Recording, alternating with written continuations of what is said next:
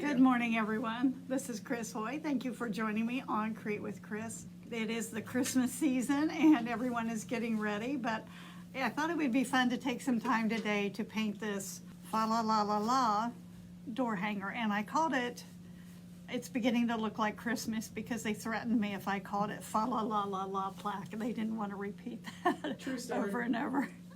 Manning the questions today is Lindsay, and she will answer any questions you have on the class. And this is such a fun technique. I think you're going to really enjoy it. There's a lot of different techniques in this, and it's very loose, very relaxing. So let your hair down.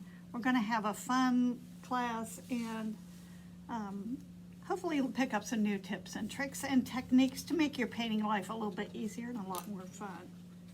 So I have, this is the wood kit, and it's all separate pieces. And I'm telling you, these separate pieces are a dream to paint because you don't have to worry about perfect circles and tracing the outlines. It just comes together so very nicely. And with each piece being separate, you can lay them aside, work on a piece, and then put it back together again and not have to worry about all this tracing. So it does save a lot of time. It makes it easier if you're looking for a quick project. These are just absolutely great. If you're looking for a project to do with the kids, they have so much fun because it turns out really nice. It's not going to be messy. So let's go ahead. Are we ready to get started? We'll just get right down to it. I have, these are MDF pieces. I have prepped my surface with multi-purpose sealer, and no, this is not a must, but I really like using the multi-purpose sealer for a couple reasons. It's going to really prep the surface nicely so that the paint will adhere without any problems. After I put it on, I give it a light sand. It's a super smooth surface, which also is kinder to your brushes. You don't have to worry about the bristles getting worn down prematurely, and we all like to take good care of our brushes. I did paint the background with Laurel, and make sure that the holes are facing up. I don't know if you've ever done that or not, but ended up painting something upside down, and then you have to figure out what to hang on the holes at the bottom. Okay, so we're going to go ahead and get started. I am using, I'm just going to go with a 3/4 inch angle just to speed time up.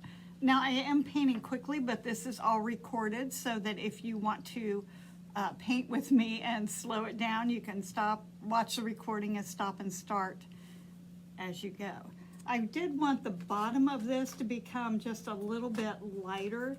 I wanted to show movement in the background and just that soft indication that there's a pine tree or a Christmas tree in the background. I'm taking just a little bit of spa blue, and actually I'm just going to go with my oval wash. If you've not used the oval wash before, it's a super soft brush. I like it because it doesn't show brush marks. A little more light down here. I'm going to be working quickly, and I don't want my paint to dry. This fast drying glaze medium by Jo Sonia is excellent. It's going to give you a little more open time without, if you've used traditional glaze, it just takes forever for it to dry. So I am loading my oval wash up well, a little bit of glazing medium here to the side, a little bit of paint, and I'm just going to brighten this bottom corner a little bit with a slip slap, and I'm using the side of my brush, not the tips, and I'm just slip slapping that on. I want it to go really quickly, really softly, and now I'm just going to thin my brush out with a little bit of water and kind of blend that in. Okay, does it look messy? Maybe a little, but I just want to show movement. I don't want it spotty. I kind of like the light and dark, and I can go over it and soften it. You can take your mop brush and tone it down, but I like that little bit of brush stroke background. I think that's just a nice movement. And we'll give that a quick dry here. Just to tack it up so it doesn't move around. Again, this is a very, very loose technique. So, and it's in the background. Just let it flow. Don't be fussy with it. This is just a great technique to add soft design in the background. It's like wallpapering a room, and then you put all your focus on the furniture, the wallpaper, just as a nice backdrop for that. Going to be using some black green. I'm using my Radical Round. Black green is a nice strong color, but I want a very subtle background in there. I'm using the oval, or I'm sorry, the dry, this fast dry glaze medium. And I'm loading my brush up very loosely with that paint so that I have a really full brush load of paint, but my tip is nice and pointed. This is my number 5 Radical Round. It has a nice sharp point, big fat belly on it. And I want to create that look of a pine tree, so I'm going to just kind of bring some branches in and pretend like I know where they're gonna go. But I'm thinking they're coming from the top. They want to go down and over just a little bit. And I just want to get that look of brushes or branches in there. I've got my movement. I've got the direction. I'm pretty good with that. And just add some pine needles in there. Very loosely. Don't worry about being perfect. We just want that indication of pine needles. If you want, you can switch over to the oval wash, but you do have to be careful with that because you have to stay right on that chisel edge. And it's real easy to get fat. You want real thin strokes here. It does go a little bit faster, but you just need to pay really close attention that you don't have super fat pine branches. And I'm going to go back to my Radical Round. I think I have much better control with that. And don't leave this up here empty, because we want pine needles coming down from all around. Now it does have that border on it, so that's going to fill it in nicely around the edges. Just want to get that look of pine branches down here.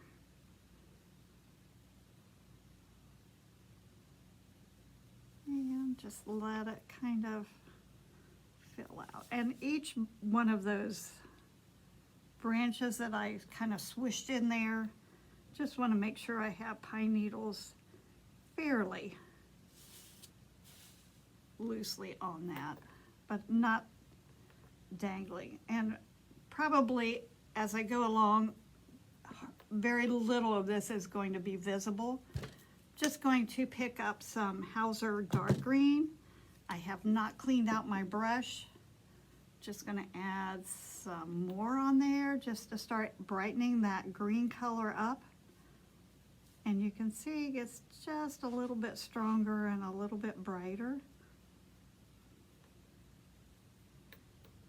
And I'm not too worried. Most of this is going to be covered up. So if you want to practice, start in the areas that are going to be covered before you add this in. And I'm mostly doing this, what I call mid-air stroke. My hand's not down, just letting the natural movement of my wrist and my arm create those pine needles. It's just kind of cool already. And just put those on. Try to keep it very almost like a watercolor. We just want that indication of brush strokes and that look of pine branches softly in the background. Keep the brush loaded well, very loose paint. If your brush starts to run out of paint, that automatic response is to press down, and that's when we get those real fat strokes. Kind of not minding the fatter strokes of the very thin black green, but as we become a little more prominent with the color, it needs to be just a little more controlled. Okay, look like we've got pine branches back there. And I'm going to brighten it up just a little bit more with Hauser Light Green. Again, I've not really washed my brush out. I just kind of go from one color to the next. And you can see how this brings just a little bit of brightness in there. Remember, this is background, so it's very soft, very quiet, very subtle. So don't paint each one individually. Just loosen your wrist and your arm and let that brush just flow that paint on nice and quiet and subtle and soft. And you'll get exactly the look we're going for. And I do jump around a little bit. I don't just go straight down. I kind of go a little bit here and there and keep an eye on the overall kind of effect that you're achieving. That way you can fill it in where it needs to be filled in, add more color where you may need a little more color.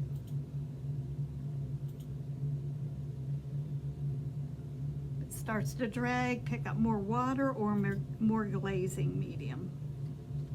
Glaze medium. If you've not worked with that glaze medium, it is really a nice product.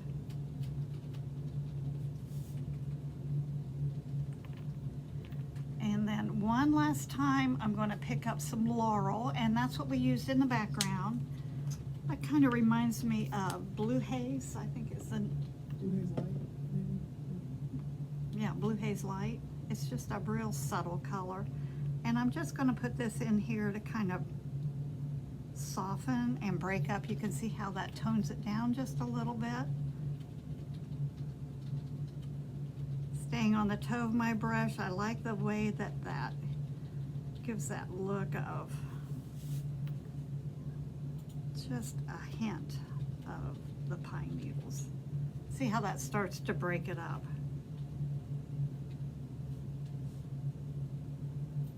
Very loose. And this is so much more effective than a plain background. Now remember, keep in mind when this dries, it's going to be very similar to the background color, but because we're using a dirty brush, you're going to have subtle hints of green in this as well.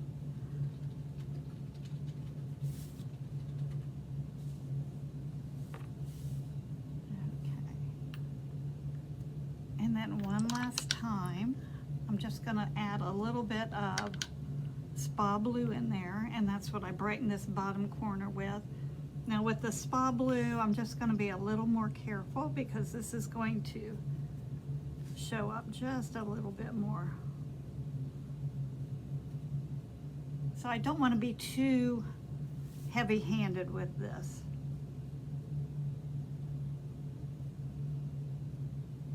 Just a little bit to brighten up some of those. If I see any areas that just look a little bit like they're unfinished, see right here, and it probably won't show at all, but I can pop in some Spa Blue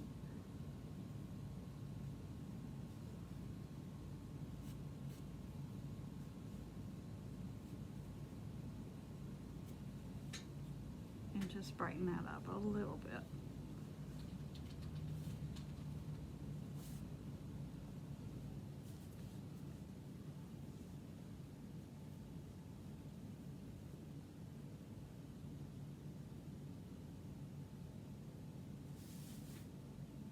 Kind of cool, don't you think? I mean, just that quickly we've added that in there. And it makes just a really nice background. It kind of flows from the top right. And you can play around with it a little bit more if you wanted to add some more subtle, kind of quiet pine needles in here. But really it does not need anything.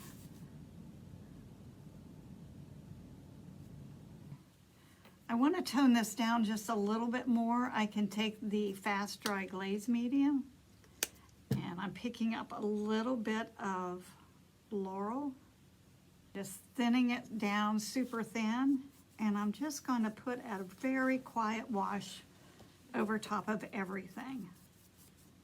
And you'll see. Okay, let's go on to these pine branches, and we want them to look like fluffy pine branches. These are base coated in Laurel, and I'm going to be using my 1/2 inch Awesome Angle.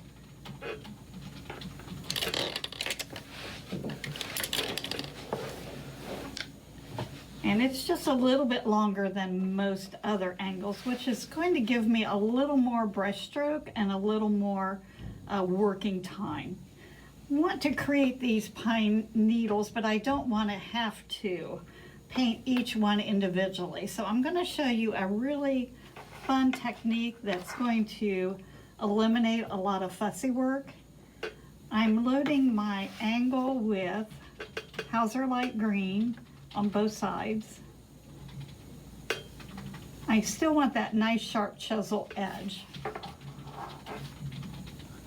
And I'm just going to start laying it in, and I'm keeping perpendicular with the surface so that when I touch down, I'm getting that look of pine needles. And I'm just going to keep adding those in. I'm going to keep that sharp. And I'm making little straight lines with that. This was a little too messy here. Not too worried about it. But I'm following the branches up, pretending that this is the center right here and all my little pine needles are coming off the side. And I'll do the same here. Just almost like fanning out. Touch, touch, touch, touch, touch, touch. Keep that chisel edge sharp, keep that paint fluid. Again, you can use the glaze medium if you want a little more open time. I'm just tap, tap, tapping.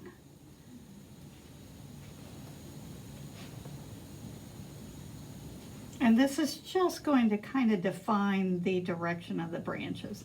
In here, I know I've got one that's going to go kind of this way. These go down. In here, just tap that on. You can kind of see how it's starting to define the direction of those pine needles. This is just a very loose technique just to lay in those direction of those branches. There's a little one here. We'll pop that one in. And you can see right here how it fans out from, this is the center branch. Same thing over here. Very, very quick, very unfussy. And let the brush create those straight little, that's why I like the angle. I can hold it at a very comfortable position in my hand and just let that brush tap those on.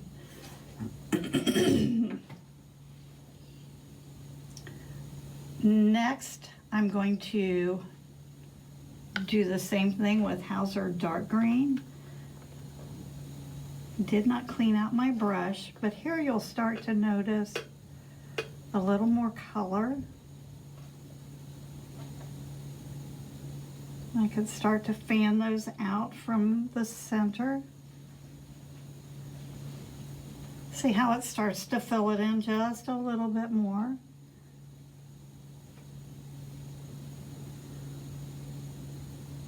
Don't touch too hard or you get those super fat lines. And I find it a little bit easier if my hand or my elbow is not planted on the table. Just kind of hold your arm up in the air and let the brush just come down and touch.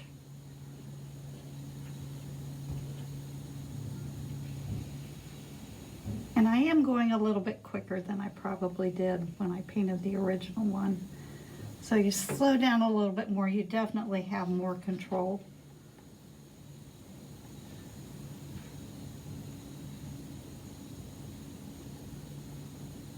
Just want to make sure they're kind of even and I get that look that the branch is starting to fill up.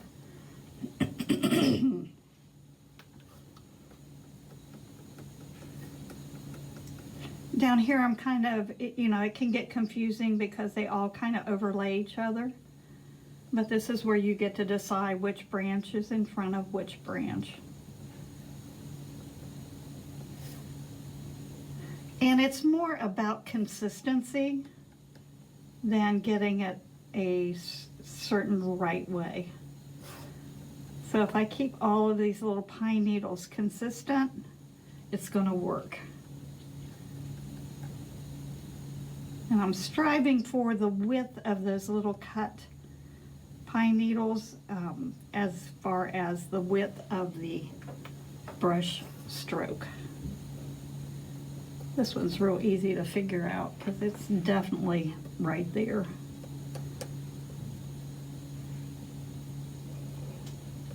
You can start at the top, you can start at the bottom, you can go down the middle. Just make sure you don't have them like split down the middle, half strokes on one side and half strokes on the other. If it starts to become a little bit too thin and blobby, you need a little more strength in your brush. So lay it on a paper towel, draw some water out, and reload. Always reload, reload, reload. Make sure that you keep that edge, chisel edge. Every time I reload, I just go in and sharpen that chisel edge up. So I get a nice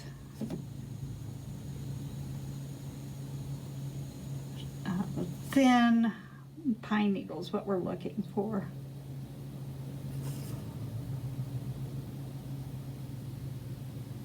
And this is something you can go back and do many times. This doesn't have to be the first and only layer of pine needles. If I put this on and do a couple more steps and I'm not thrilled with it, I can always go back and add more. And you know what looks good. If it's too thin and doesn't have enough color in it, you definitely need to add a little bit more. Now keep in mind, this is just the structure of the branches so that we can start to define the direction that the pine needles are pointing. And these are the same colors we used in the background. They're just a little more saturated, which is going to make them a little more vivid. They're still pretty watered down, but having that laurel background underneath of it really is a nice base to help these be just a little bit brighter.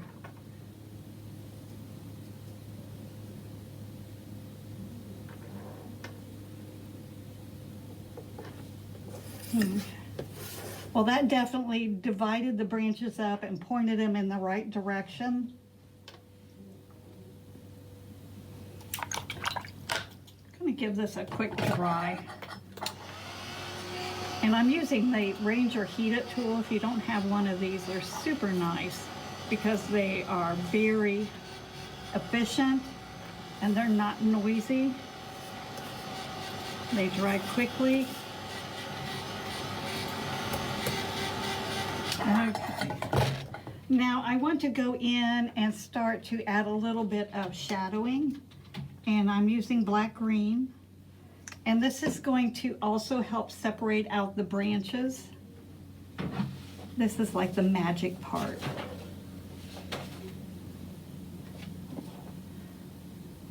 Oh dear, I put Hauser dark green in there. Okay.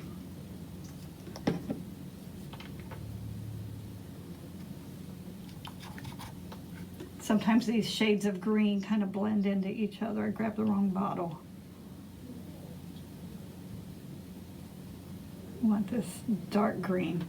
Now I want to start to separate these branches out. So I can go in here, and I know I want this to be in the background. I can start to put a little shading in there. It's going to divide that out. This little guy's in the background a little bit. And this is a very soft float. It's not a strong, heavy float. Just want to create a little bit of shading down there. And anywhere that looks a little bit dark, I can go in here and start to separate those out. Linda says we like Chris's magic. You know, I really like to paint, but I have trouble when it becomes cumbersome. And I think, you know, there has to be a, do I want to say more fun way to do it? But it should be fun. And I really think that,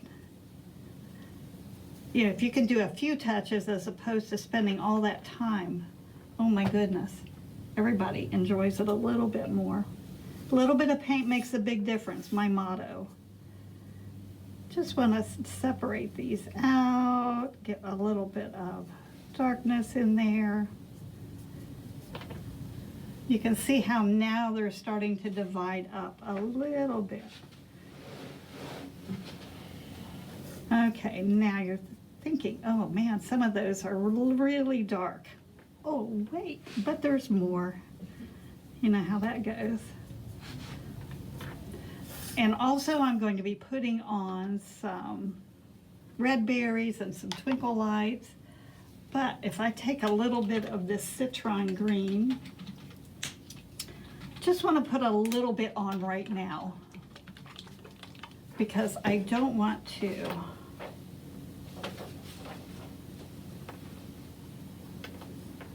overwhelm it at this point.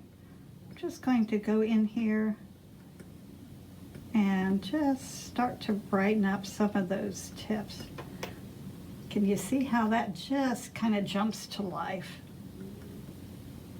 And the reason I don't want to add a whole lot right yet, that was poor grammar, I'm going to be putting in the berries and all of that. So we want to make sure that we have the highlights where they are going to be most effective.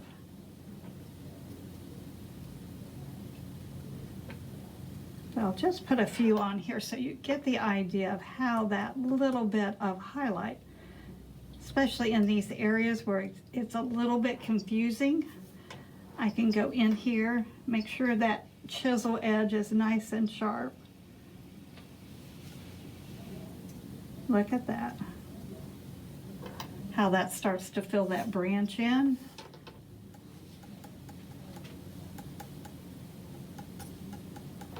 As I put berries in there, or ornaments or whatever they are, I'll put some shading around that, and then I'll go back and brighten these up maybe even a little bit more.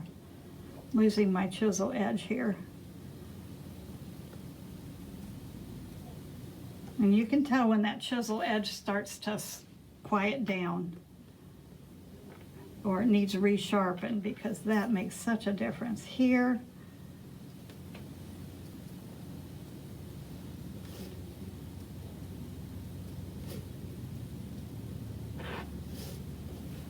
see how it just jumps to life.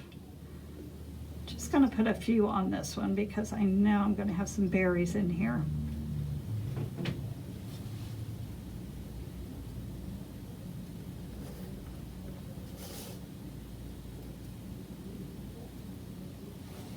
And I'll add some in the middle areas as well, but this is just to really brighten those tips up. I was looking at it when I was trying to decide how to paint this. I thought, oh, that's going to be a real pain in the neck. But, you know, we've got the right tools. We can paint anything.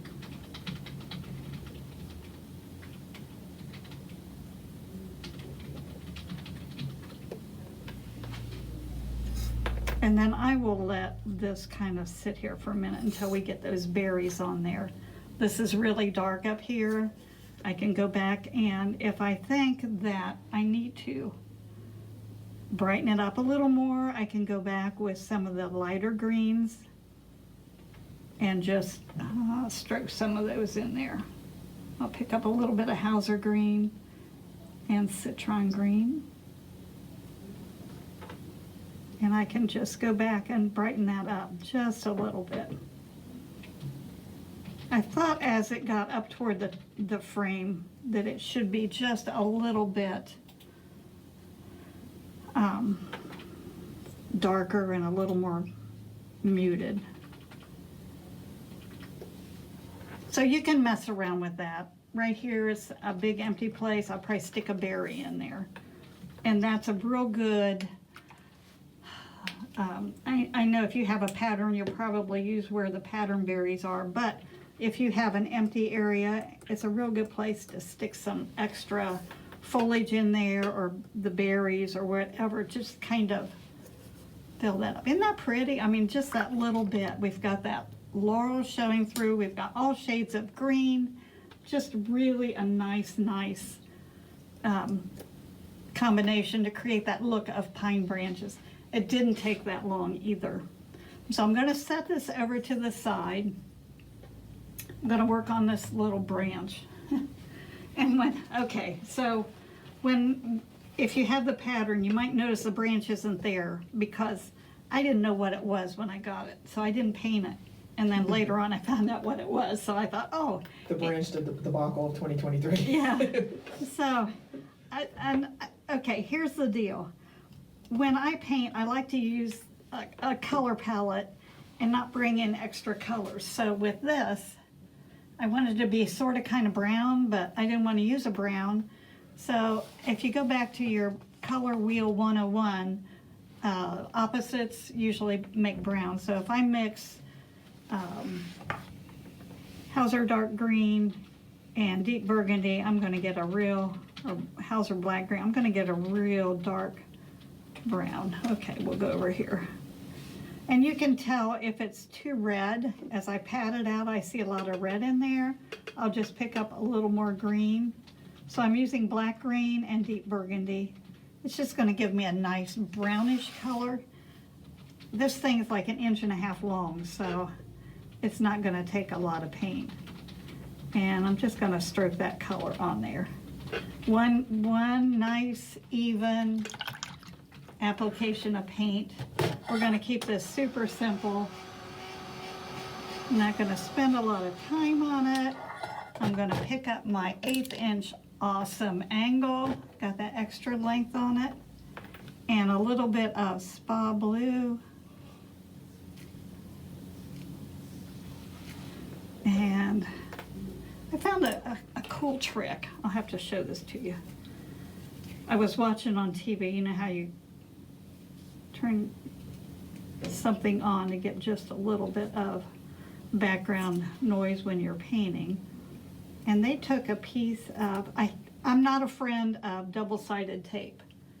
I'm not a fan of glue or anything sticky. It kind of drives me crazy. So I'm going to take a piece of, let me go out just a little bit. This is a piece of just regular painter's tape. And this is why I don't like tape. You're going to see me fumble around here. I'm just going to take one piece of regular tape, painter's tape, and I'm going to anchor that edge down. I'm going to do the same thing with the other side. If Mary Jane Fields is watching, I'm using tape to stick it down here, but this is not nearly as sticky. So I've taped both sides down. This center part is sticky. I'm just gonna put my piece on that. And I'm just gonna brush a little bit of texture across here. Just boom, boom, boom. All right, we've got a little bit of a branch there. Don't fuss over this. It's just that much. It's not a lot. Just that little bit of look of a highlight on the branch. This is probably the most inconspicuous piece on the entire plaque. And when it's on there, it kind of tucks in right there. It's gonna look great. We're picking up those blues with the highlight on the bark. Just a, So inconspicuous, we didn't even notice it was missing. yes, I'm crazy. Mary Jane says, I see you, Chris. Thank you. Alrighty, so while I've got my tape out, I'm gonna put my letters on there. And I did use a thinner piece of tape to tape these down. But it's painted this flame orange. And then I wanted to top coat it with true red, but it's so hard to paint these and get a nice clean edge. You can use these cosmetic wedges. You can use a spouncer. You need something that's very dense. So I'm just gonna take and tap it into the paint. Tap, tap, tap. Make sure the bottom is covered. I still want to be able to see sponge texture. If it's not sponge texture on the bottom, you have too much paint. So just I got a little more paint. So you can see it's still just a nice even layer. Now I'm not gonna press down, I'm just gonna tap. If you get paint on the table when you're doing this, you're pressing too hard. Just gonna go over it very lightly. That's it. I have no paint on the sides. Don't make painting these little tiny pieces a chore. They should be very easy to paint and should go very quickly. So that's my tip on painting little pieces. While we're here, I'm going to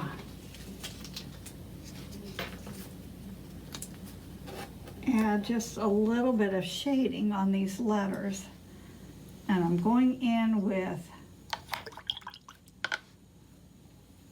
deep burgundy. I think I'm going to have to kind of turn it this way. I just want to shade the bottom part of the letters. With the sponging, you'll get just a little bit of a dimple texture on the letters, which I think is kind of pretty. So I'm just taking my 1/2 inch angle and I'm just putting a little bit of shading along the bottom of the letters with deep burgundy. Again, don't make this a chore. It's just a little hint of color. It's going to deepen those bottom edge of it's just that one thing more that you can do to kind of add just a little bit of interest and just kind of ramp it up a little bit more. The little things make a big difference. I'm using a very light touch. I don't want anything running down the sides of my letters. So I'm just going to have a light touch and let that brush just softly blend out. I do paint quickly so I can go back if I think it's not, it needs floated out a little bit more. I can work the whole thing at once. That's what's really nice about putting it on something that's not going to shift around, because you can do the whole set of letters. See if my law is finished drying. I'll add a little bit on there while I'm at it. I found out if you do them all at the same time, it's a little more consistent than trying to do one, set it aside, do another one, set it aside. It just kind of keeps them all very consistent. Just a little hint of color. A little bit of paint makes a big difference. And I think I am gonna go just right here. I'm gonna put just a little bit where it overlaps. Just because I think that'll look pretty. I did go in and add some dip dots on the letters, and I'll do a couple just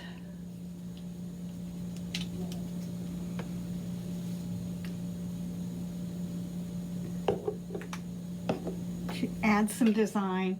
I thought they were kind of plain, so I'm using my stylus and I start in the middle dot,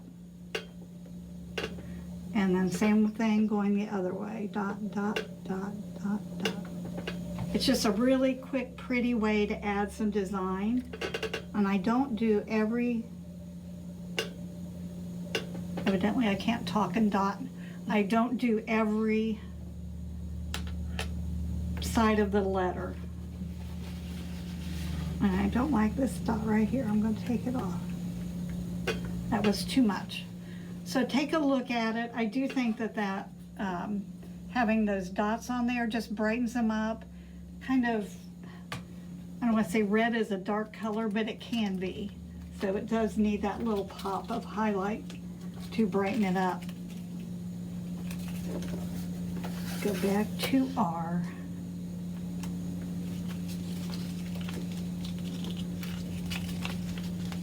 My tape's giving me a fit here. I wanted to add some little berries on here using my Painter's Pal, Bubble Buddy, whichever one you have. These are templates that I created because I can't do circles. I can't do ovals, so I created these so that I can easily add round shapes to anything very quickly and very easily. So I want to use my Spectacular stencil brush, and this is a brush I created. It has a super soft bristle on it. That way it doesn't leave a scratchy mark. And I'm gonna start out with Flame Orange. Just provides a nice, brilliant background for this red. If I went with just red, I probably would have to put about 5 coats on over top of this dark green. Just going to load my brush up and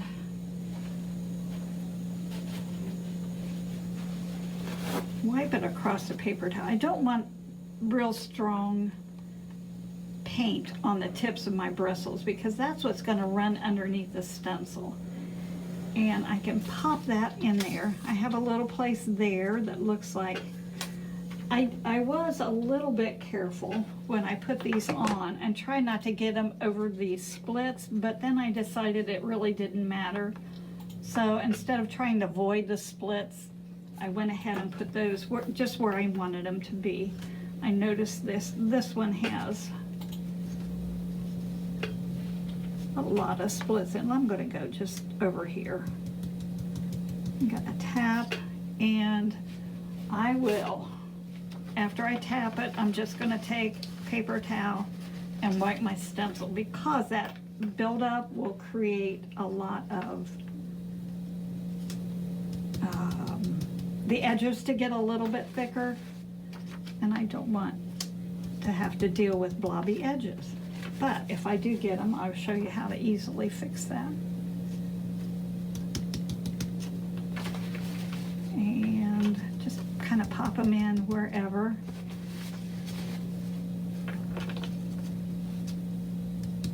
I think this one's a little bigger than the one that I originally used, but that's okay. We'll go with it.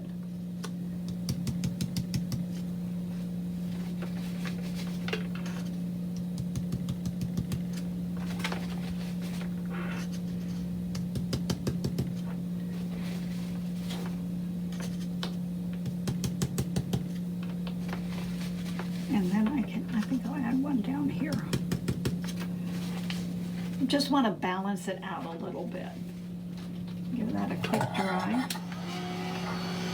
Now when I add my red over top of that, I have a stronger base that's going to help that red to really resonate. One thing nice about the stencil brush, I can wash it out. I don't have to wait until it dries to continue on with another color. Look how bright that is. That's a beautiful red. And it's a perfect circle. Win-win.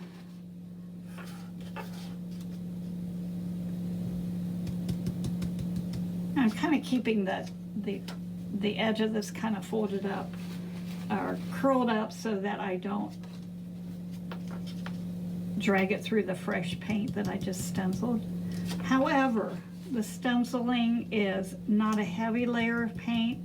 I would encourage, if you think it needs to be a stronger, heavier coverage than what you're achieving, just to let it dry and apply 2 coats as opposed to trying to get it on super heavy. And that's one reason I went with that brighter background. I'm just going to focus on these for the sake of time because it's kind of redundant to do all of those. We'll let that dry. Give it a quick hit here.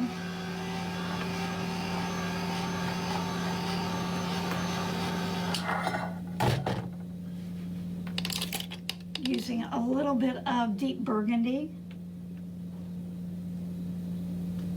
to shade around the bottom and the left side, using my 1/4 inch awesome angle. If you have a smaller dot, you could bump down to a smaller brush and just give that a quick little shade there. This is a loose painting, so I'm not being too crazy fussy over that. But now I want to add some shading around the berries. So I'm going back into my black green.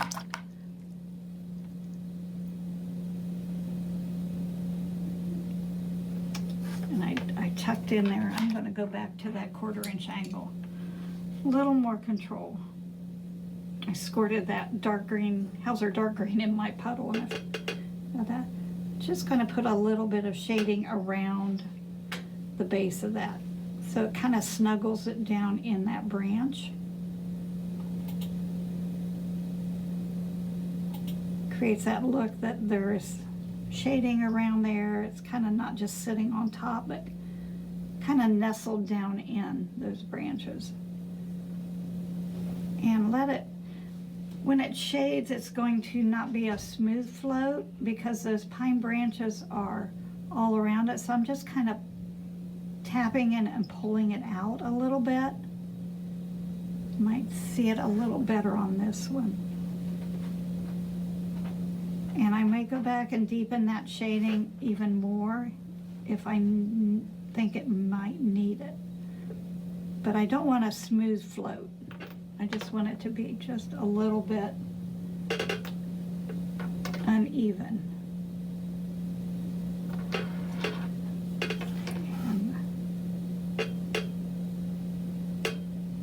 I did not in the instructions, but if you want to deepen the shading on the berries a little bit more, just swipe some of that black green on there. And it does 2 things. It's gonna strengthen the shading. It's gonna clean up that bottom edge if by chance it's not perfect. So I'm gonna let that shading kind of camouflage, maybe a little bit of uneven shading. And I don't think I floated around this one enough. So now they're starting to really sink in there. I can go back now that I have that with a little bit of going back to my 1/2 inch angle. Now that I know where everything is, I can go back and just kind of pop in some more of those highlights. and kind of fill those branches in a little bit more.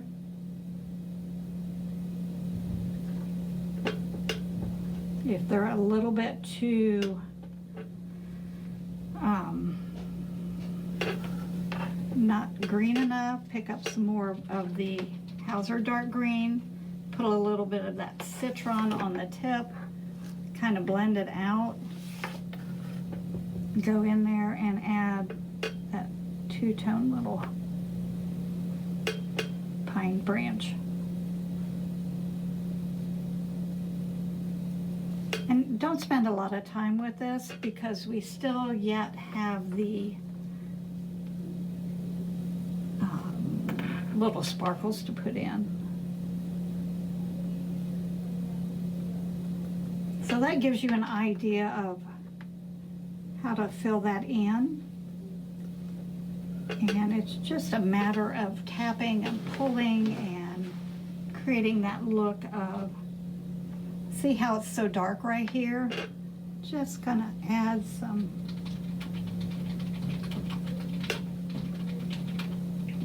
highlights of that. And I can pull those down too. I don't have to just tap.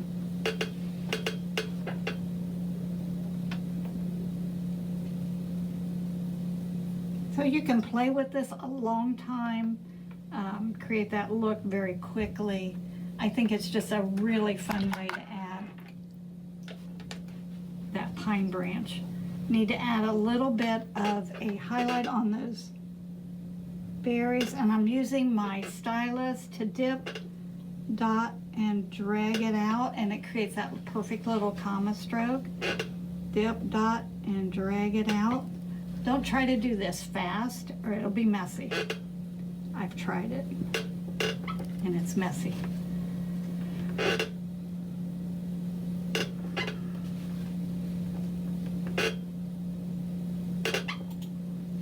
Okay, so there's basically the berries. So we'll move on.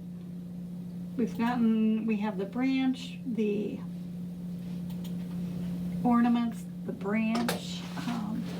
Trying to put these in here.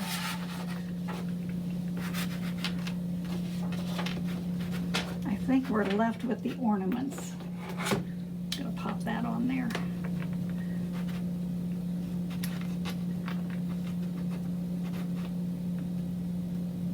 And let's go with these ornaments. Isn't that pretty? It just really looks nice. Okay, the ornament, another very loose kind of fun technique. And I'm just going, let's start with the blue one. Oh, my instructions say we're starting with the green one. So it is Hauser Light Green. I'm going to highlight the top and the middle with citron green. And just using my half-inch angle, and I'm just going to kind of loosely float that in. My highlights from the top and the left. Just going to bring that down. I want this middle section to really be bright.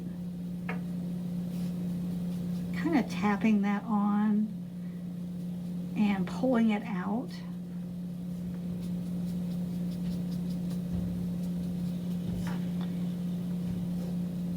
If you're not a fan of choppiness, just grab a mop brush and soften that down. I kind of think it looks like little reflected lights.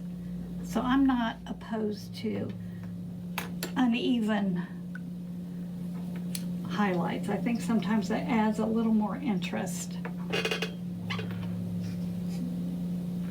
And I wanted to add a little bit of design, and I used a stencil from our stencilette set. Let me move this up a little bit.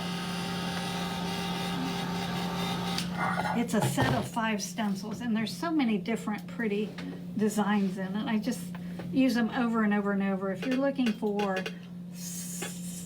stencils to put in your toolbox that are just decorative, the stencilettes are just a great set. Okay, just using my Spectacular stencil brush, and I did rinse it out and just dried it with a paper towel, going into Aqua Sky. I really struggled with what color to make this design. And just gonna wipe it on my paper towel so I don't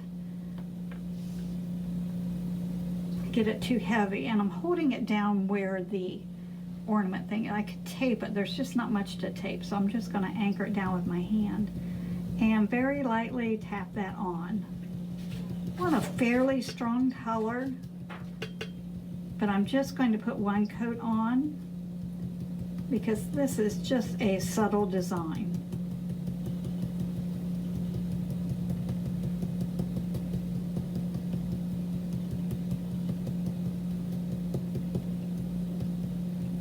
Stencils are a great way to just add design quickly. Voila, isn't that pretty?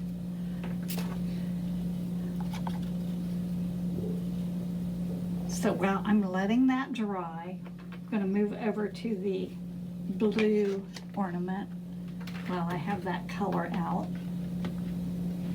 And it's base coat with Aqua Sky, and I'm going to stencil snowflakes. And my painter's tools, I have a whole set of different ones. This is the Sparkle Pal, and it's another one I use over and over because I love the sparkles, I love the snowflakes. It's just a great way to add quick snowflakes and not have to deal with a big, huge, bulky stencil. Now, this is going to take 2 coats, so I'll give you a tip because it drives me crazy. I try to keep my stencil facing the same direction. And by that I mean when I stencil one, I don't turn it and do the next one. So I'm going to pop this one on here. And I'm just going to put a partial right here. And boy, that's white is not always the easiest to stencil. Okay. Put one down here. A lot of times, if they're close together, you run the risk of getting it in another place. So we have edges on here for a reason. I can use that to kind of cover this as I'm stenciling to keep from getting down into that other area. I was not born to stencil, but I can do it with a little help. And let's add one down here. I do wipe it off in between just to make sure. See, these are really tight, that I can see for placement.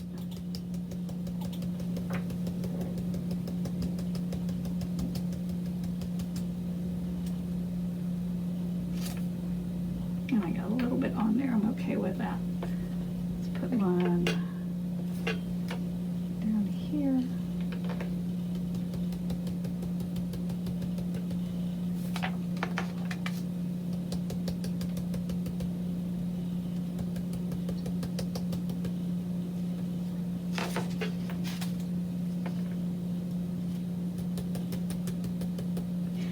Now I would suggest you start kind of, instead of starting on the edges, just to kind of help balance it out. That way it makes it a little more even, but since I already had one finished, then I could just very easily add that on there. And I did add dip dots around it, but for the sake of time, I'm not gonna put those on there because I know I'm gonna stick my hand in it and then I'm gonna have a mess. But I did add a few dip dots around randomly. So I'm gonna set that aside. Let's go back to this little guy and put some shading on there.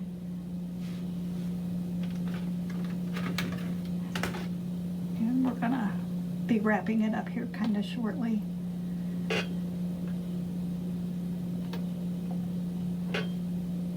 Because this is right next to that red ornament, We're going to add some highlights on there with the red. Going to put some Hauser green shading on it around this side, right underneath the ornament hanger, and just kind of down on that side, and pull it out a little bit. I don't want it just right on the edge.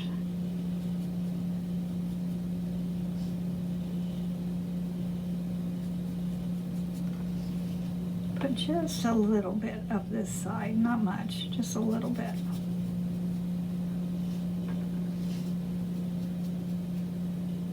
My paint is very loose, so I can move it around a good bit before it starts to tack up. I'm going to grab a little bit of that true red. Make sure that your brush is clean. A little bit of paint makes a big difference. Just going to put a reflection of that true red right on the top corner. That's just going to bounce off of this ornament up here. I will go back and probably put another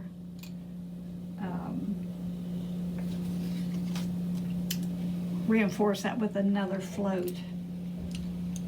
On the little designs, all I did was take some citron green and just kind of decorate them up with a little dip dot. You know, it's all these little touches that really make such a sweet little difference.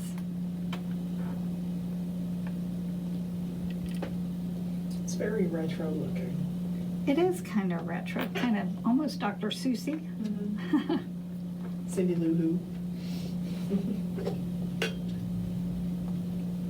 I should tell you some of the things we have going on, but look what a difference those little dip dots make. What a difference. So again, because of time, I'll let you finish that up, because it's just a matter of time. And then after these have dried, I will go back with a little bit of black green just to really deepen this right side with a stronger float. Also, what it does, I think it makes it a little bit richer and a little bit, I wish I could do that. My light probably needs changed to a different location. But see how that really strengthens that shaded side up. But you definitely want the dots on there before you shade it, because that will push the dots just a little bit in the background and kind of soften them down as well. For the blue ornament, I'm going to be using a little bit of Prussian blue. I love Prussian blue. I think it's so pretty.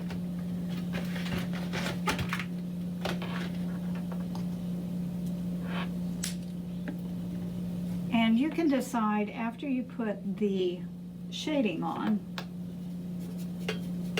What a pretty color. Oh my gosh, that just really brings a lot of vibrancy to this ornament. If after you put the shading on, if you feel like the snowflakes are too muted or pushed in the background too much, just go back and add another layer of stenciling over those. And it's going to look a little bit nicer. I do very light floats, but I do a couple nice floats, and that lets it kind of blend in. I think see if my stencil brush is pretty dry. I still have white on my stencil brush, and I can just dry brush a little highlight in the center of this. Kind of do an X And you can see how it starts to build a subtle glow. Just be real careful, because if there's too much on the brush, it can really start to get bold really quickly. But see how that creates a very nice shine on it. And then adding the dip dots. And of course, I'm going to put a little bit of that red reflection right there in that top left, where it's going to reflect off of the ornament. And I think that's so pretty, because it almost turns kind of purpley with that blue background. And next to that ornament, it's going to really bounce off. Now, I did go back on this one and stencil it white and then shaded the red over it.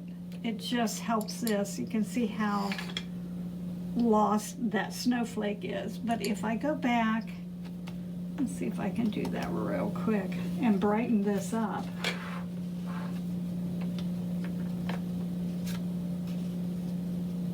I have to find it.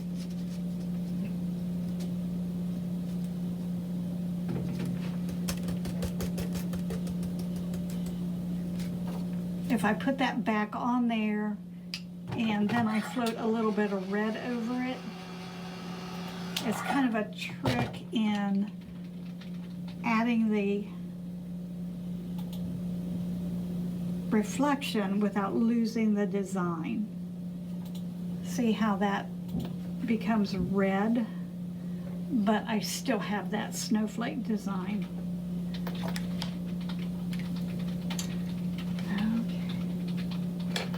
The red ornament is just going to be flame orange, and I'll just take that true red, give it a good top coat.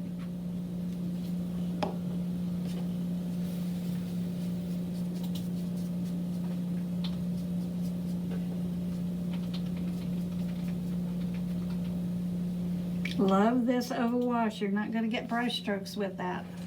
I'm telling you, it's a great brush.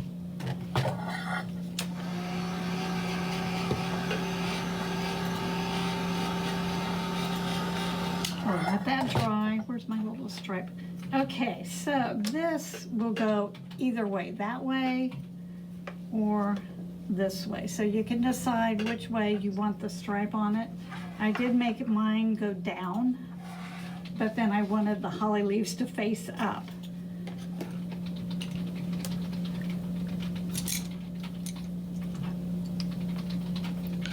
Just going to add a stripe on there with Hauser Light Green. I'm using my radical round, and if I keep just a nice pressure on it,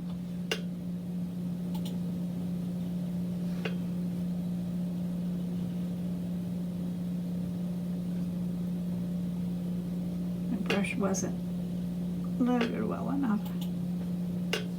The goal is to paint one stripe without having to go back and where it meets to blend it together. And I'm using my number 5 radical round. If it's loaded correctly, I should be able to do the whole stripe. No, it's not.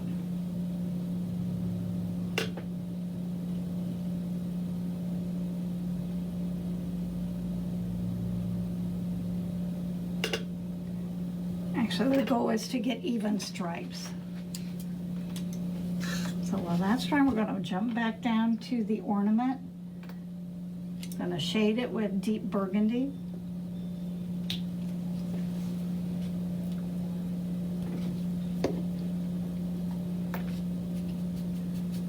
And I'm just really going to chop that in there. Give it a nice, I love deep burgundy on as a shading. It's a very rich color.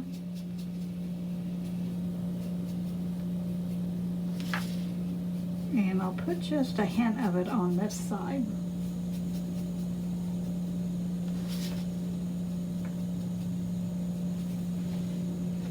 Again, if you feel like you need to mop it out to get a smoother float, this is going to be on there as well, so keep that in mind.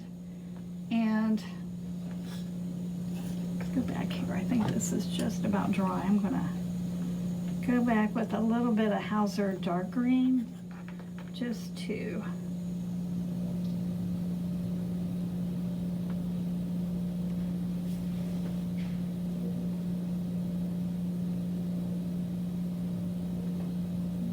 keep that shading kind of even. So if you put it on, put a little bit on this side, but not as much. This is my highlight side, but I want a little bit. Because this is a round ornament, most of the highlight's going to be kind of in this area. This is that citron green. And just brighten up that center.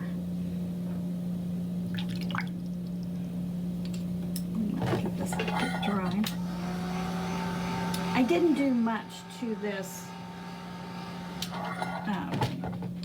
to add shading and highlighting on the white part, but I thought it would be kind of fun to add a little bit of this aqua sky, just to give a little bit more color on this side. Clean your brush out because it's got red on it. So I'm going to just pull it out a little bit. And we'll put a little bit on this side, but not nearly as much.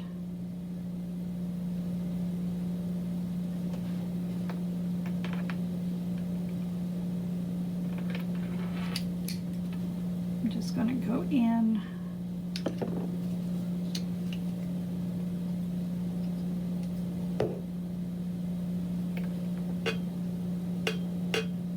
Just to brighten that highlight up just a smidge. I did not add highlights on the ornament itself other than the strong white highlight, but I wanted to bring a little bit of those ornament colors in. I've got this green ornament down in the lower left and the blue ornament on the right, so I'm going to add a little bit of reflection on the red ornament. So I've got just a little bit of that Hauser light green, just a hint. It doesn't need to be much. A little bit of color makes a big difference. And we'll put some blue over here.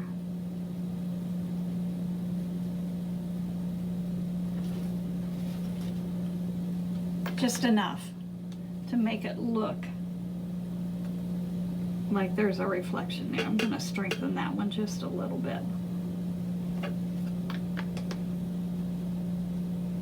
Okay, I'll do one of these little holly leaves. There are two. Get a little piece of tape. This tape idea is not a bad thing. I can do this. I'm not real good at the other stuff, but I can do this. Just going to take some of the Hauser dark green. I want them to go down. I'm going to turn it over.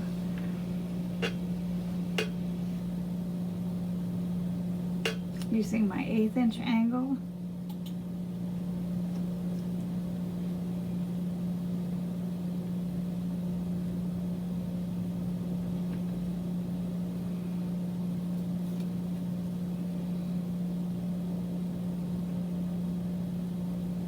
And I'll just shade down the center a little bit.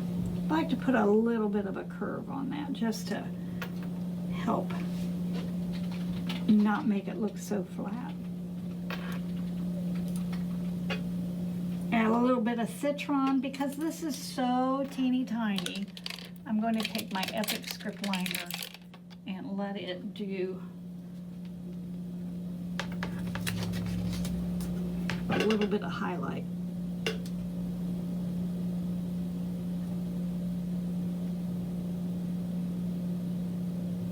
When I painted my sample, I did not have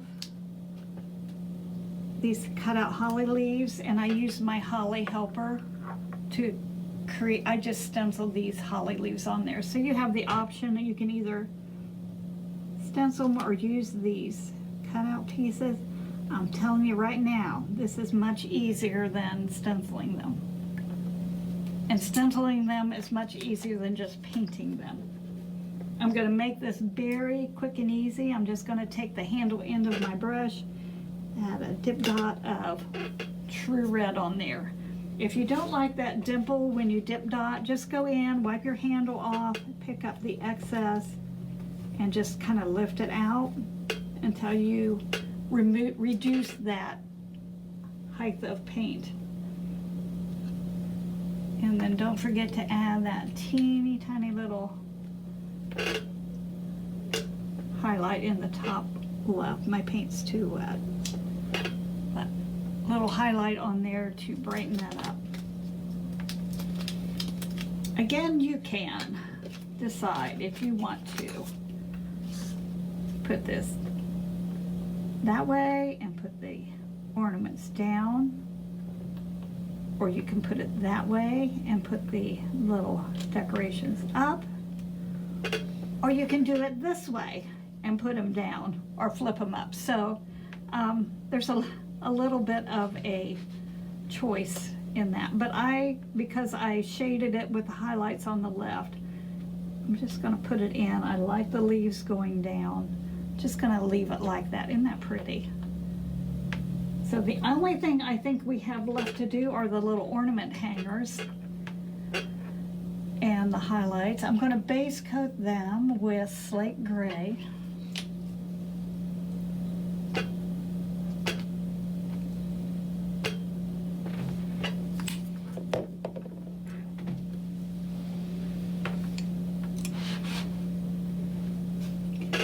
I'm just going to use my radical round to pull it up,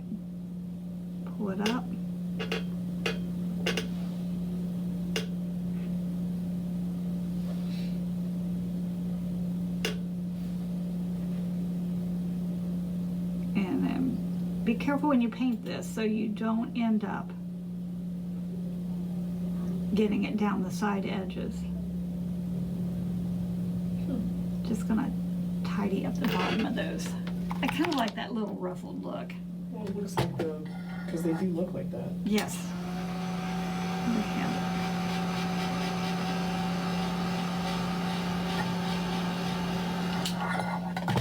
I'm gonna pull a little zinc in. If you don't want to get zinc out, just you can use slate gray and add a little black to it. But my shading is on the bottom and the left. So I'm just gonna pull it down. I think on the other one I only did 4 loops, but this one's gonna have 5 or 4 grooves.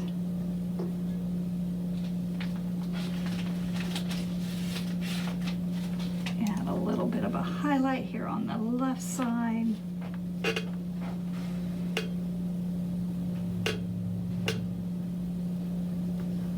These can really shimmer, don't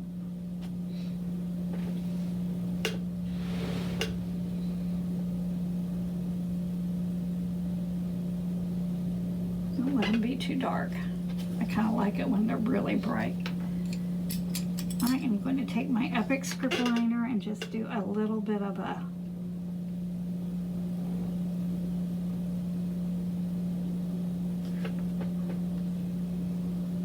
highlight on that. Really.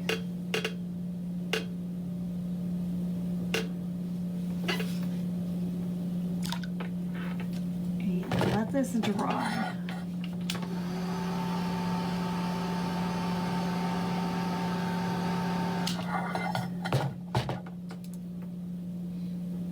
Going in with a little bit of Prussian blue.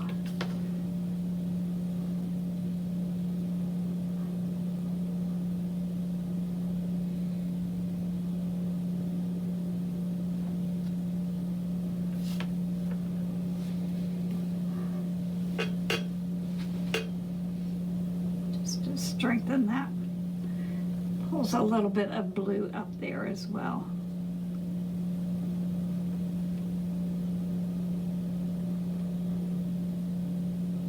Little color in there never hurts.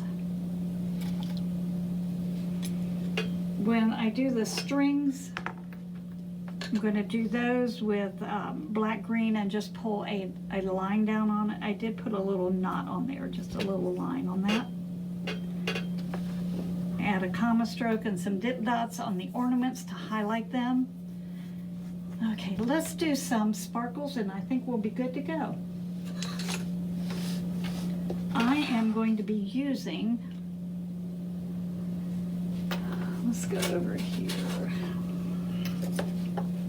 I played around with this because I wasn't sure exactly how I wanted to go with it, but I definitely knew I wanted a strong sparkle. So I'm going to use one of these sparkles. Just tap it in.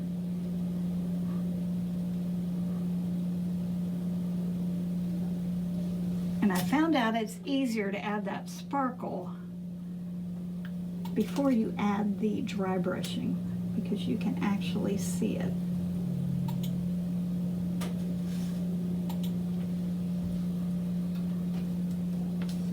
You can leave them like this, or we can go ahead, and I did add some of these little sparkles in the background. It's much easier to add the sparkles in the background after you know where the ornaments are going to be hanging, because I added quite a few of them that were behind the ornaments, and then after I put the branches on and the ornaments, they were kind of like in the wrong places. So position everything. If you have a white chalk pencil, it's really a good thing. You can mark exactly where you want your sparkles to be, and then when you go back to put them, put the sparkles on, you'll know exactly where they need to be placed. After I put these on, I just went over them just very softly.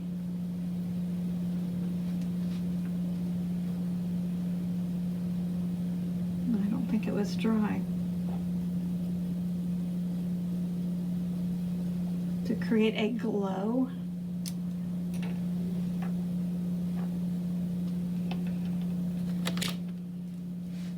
I had too much paint there, so I'm going to pull some of that out. What tool are you using to do This that? is my paint eraser, and if you dampen it, you can remove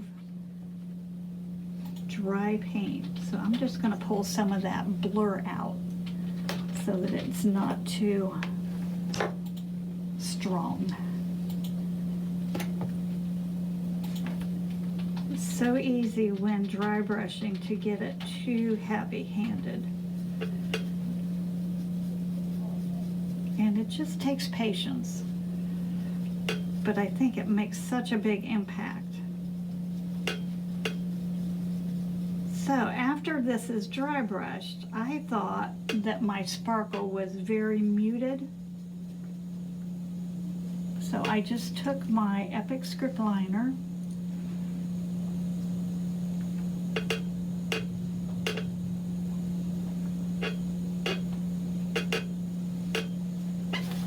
and I'm just going to go around, start in the middle and pull it out all 4 times.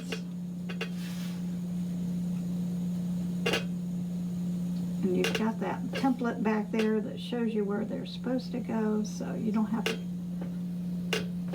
worry about being perfect because it's already on there.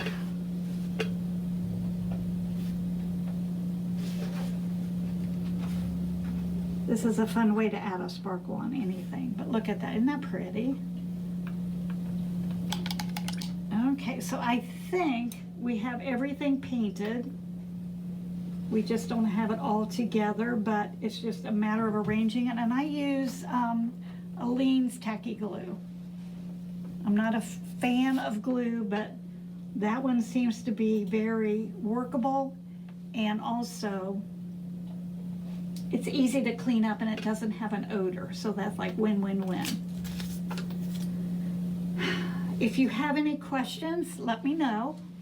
I'll be checking all the comments later. I know we went through this rather quickly, but there's so many techniques in this. It's just really a fun project. I think there's a lot of these techniques you can pull from this design and use in other areas. So it just makes it a great learning experience. And if you're interested, the piece and the pattern are available on our website, cdwood.com. I just put a link for the bundle in. Okay, we do offer a bundle. When you buy the bundles, they are at an extra discount, so you kind of save that way as well. So I hope you had fun with this piece. There's a couple things I needed to talk about. One of them is my frosted window panes, and this is a new piece I just finished last You week. have to sing it. You can't just say frosted Yeah, window. no, I'm not gonna sing it. Frosted window. Lindsay's gonna sing it for us there. But it's a nice size piece, and it has a very loose kind of Victorian background on it. Love painting this. My latest video on YouTube is Candy Cane Lane, and this is this a free pattern? It's a free e-pattern, Free? and there is a bundle for the kit. Okay, so that's on my Create with Chris. It's my YouTube channel. If you go there, there's a lot of videos going on, so make sure you check it out. There's also a bundle for frosted window panes. Oh yeah, don't forget the bundle for frosted window panes. And this, I tell you what, I had so much fun painting these. I think these are adorable. These are all kind of separate pieces, so like her glasses, the hair, the collar, the letters. It just makes it so much fun to paint. And I put these little bows and beads on top, so it's just really a cute fun. When these look good on a package, I just think these are the cutest little ornaments. And this is the Christmas Crew, and this is also available on our website, cdwood.com. Lindsay posted a link. And then you have 2 more coming out before we close for the year, right? I do. I painted a setup last night, and I think I lost me, Lindsay. Uh-oh. There I am. Okay. I think that's it for today. I want to thank you very much for joining me and Lindsay, and we want to wish you a very Merry Christmas. Be sure you check out all of the sales that are going on right now at cdwood.com. All of my patterns are 35% off this week, so stock up. It might be a long, cold winter. And wishing you a Merry Christmas, and remember, a little bit of paint makes a big difference. Thank you again for joining me, and we'll see you next time on Create with Chris. Bye-bye.